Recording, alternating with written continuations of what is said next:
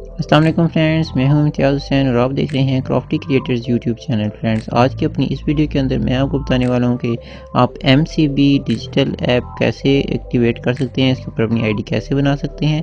तो इसका सारा मेथड मैं आपको तफसील से समझाने वाला हूँ, तो आप इस वीडियो को पूरा देखिएगा ताकि आपको पूरा मेथड ठीक ठीक समझ आ सके। सबसे पहले आपने ये MCB की एप्लीकेशन प्ले स्टोर से डाउनलोड करने के बाद इसको ओपन कर लेना है। ओपन करने के बाद आपने यहाँ पे रजिस्टर नाउ का ऑप्शन होगा, यहाँ पे क्लिक कर देना है। इसके बाद आपने यहाँ पे लेट्स स्टार्ट के ऊपर क्लिक कर देना है। यहाँ पे आपने अपना CNIC नंबर एंटर करना है, मैं यहाँ पे एंटर कर देता हूँ। इसके बाद नीचे आपने अपनी डेट ऑफ बर्थ एंटर करनी है। मैं यहाँ पे दोनों चीज़ें एंटर करके इस वीडियो को कंटिन्यू करता हूँ। आईडी कार्ड और डेट ऑफ बर्थ एंटर करने के बाद आपने नेक्स्ट पे क्लिक कर देना है। नेक्स्ट स्क्रीन के ऊपर जब आएंगे तो यहाँ पे आपने अपने डेबिट कार्ड की सारी डिटेल्स इंटर करनी है। सबसे पहले आपने यहाँ पे डेबिट कार्ड का अपना नंबर पूरा इंटर कर देना है।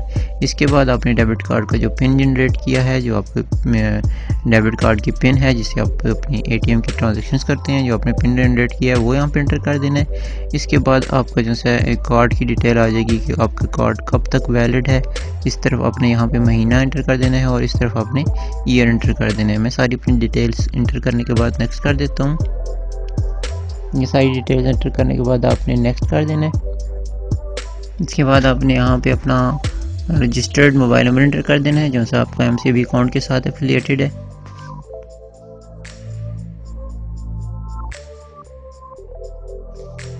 इसके बाद यहाँ पे आपके पास एक वेरिफिकेशन कोड आएगा आपके नंबर के ऊपर, वो आपने यहाँ पे एंटर करना है। मैं यहाँ पे वो एंटर कर देता हूँ।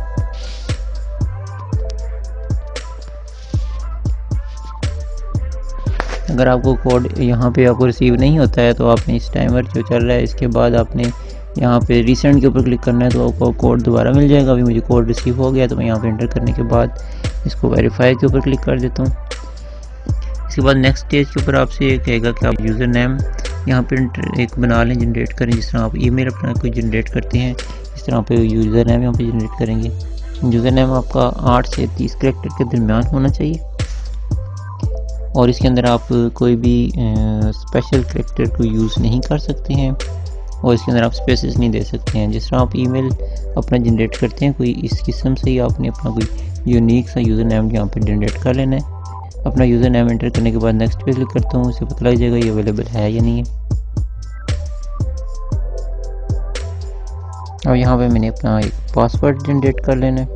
पासवर्ड जनरेट करते हुए आपने ये जो नीचे इसकी पासवर्ड की शराइत दी हुई हैं इनके ऊपर आपने लाजमी अमल करना है। आपका पासवर्ड कम से कम 8 डिजिट्स का होना चाहिए और ज़्यादा से ज़्यादा आपके 15 कैरेक्टर्स हो सकते हैं और इसके ऊपर एक कम से कम एक जो सा आपका जो सा अल्फ़ाबेट है वो आपका कैपिटल होना चाहिए और या अगर सारे कैपिटल लिख रहे हैं तो कम से कम एक आपका स्मॉल होना चाहिए। इसके अंदर कोई एक नंबर आपने इंटर करना है 1 2 3, यानी कि उसका आपने डिजिट को एक नंबर इंटर करना है। आप इसके अंदर कोई भी अपना एक स्पेशल कैरेक्टर भी यूज़ कर सकते हैं जिससे पासवर्ड आपका ज़्यादा सिक्योर हो जाएगा। और इसके अलावा आपने इसको पासवर्ड ऐसा होना चाहिए जो ज़्यादा कॉमन ना हो, आपका नाम या उस तरह का ना हो। तो यहाँ पे देखिए मैंने अभी जो पासवर्ड लगाया है ये मेरे इनकी तमाम शराइत से मीट कर रहा है, तो मैं इसको नेक्स्ट कर दूँगा। यहाँ पे आपने अपनी इनकी टर्म्स एंड कंडीशंस को एक्सेप्ट करना है।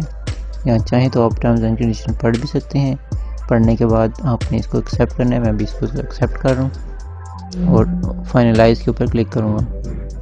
ये देखिए मेरे पास ये मैसेज आ गया कि रजिस्ट्रेशन का अमल कंप्लीट हो गया है और ये कहते हैं कि 6 आवर्स का वक्त दरकार होगा हमारे अकाउंट को प्रोसेस होने के लिए, लेकिन अभी हम इसको लॉगिन करके और इसके ऊपर ब्राउजिंग कर सकते हैं। तो इसकी एक आपको कंफर्मेशन SMS भी आएगा जब आप अकाउंट जनरेट करेंगे। जैसा कि ये देखिए मेरे पास ये SMS रिसीव हो चुका है कि हमारा डिजिटल बैंकिंग का अकाउंट यहाँ पे जनरेट हो चुका है। अब मैं इसके ऊपर लॉगिन करके देखता हूँ।